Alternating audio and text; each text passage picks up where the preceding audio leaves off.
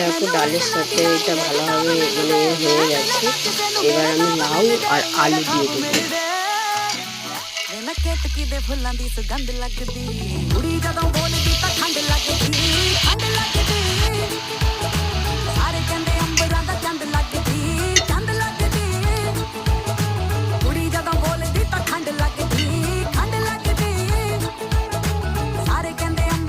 লাউ ফাউ দিয়ে দিয়েছি। এবার এটা একসাথে এটা হোক একটুখানি, ততক্ষণ ঢাকা দিয়ে রাখবো।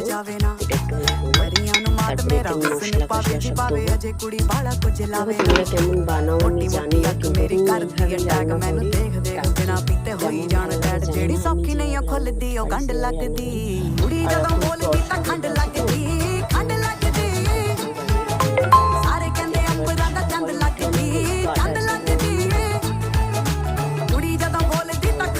এটা হয়তো তখন হোক, আমি যাই থালাটা নিয়ে আসি, থালাটা নিয়ে এসে ঢাকা দিই। আর কেউ খারাপ মাইন্ড করবে না, গরিব আমরা তো উনুনেই রান্না করবো না, তো গ্যাস নেই। এখন গ্যাসের যা দাম তোমরা সবাই জানো, গ্যাস ভরতে পারছি না। যে এবার থালা ঢাকাটা দিয়ে দিলাম। আমার কড়াটাও ভীষণ কালো, যে আর কি বলবো, অত পরিষ্কার করতেও পারি না, অনেক দিনই পুরনো কড়া তো। আমার ছোটোবেলার কড়া আমার মা দিয়েছে।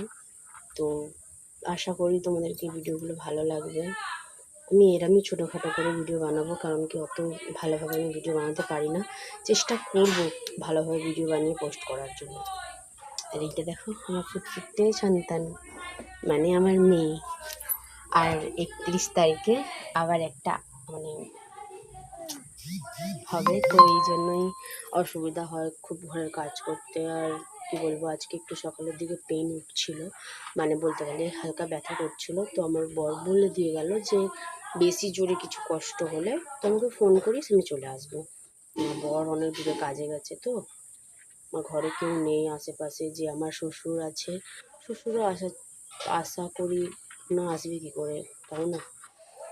তো বাট এইটুকুনি কথা, তোমাদের সাথে একটু একটু ছোটো ছোটো ভিডিও পোস্ট করবো, এরমই করবো, কথাবার্তা বলবো। আর এইটা হোক, আমি এমনি ভিডিও পোস্ট করতেই থাকবো। তো আশা করি ভিডিও যদি ভালো লাগে লাইক কমেন্ট শেয়ার করে দিও। শাক ভাজবো, ওইটাও দেখাবো। ভাত এখনও হয়নি, আমি এই সবে রান্নাটা বসিয়েছি। তো আজকে এতটাই কষ্ট হচ্ছিলো যে আর কিছু বলার নেই, এত কষ্ট হচ্ছিলো। আমার গলা মলা শুকনো হয়ে যাচ্ছে পুরো, এত কষ্ট, এত অসুবিধাতে আছি না, কি বলবো। সবাইকে অনেক অনেক ধন্যবাদ। আর আশা করি আমার ভিডিও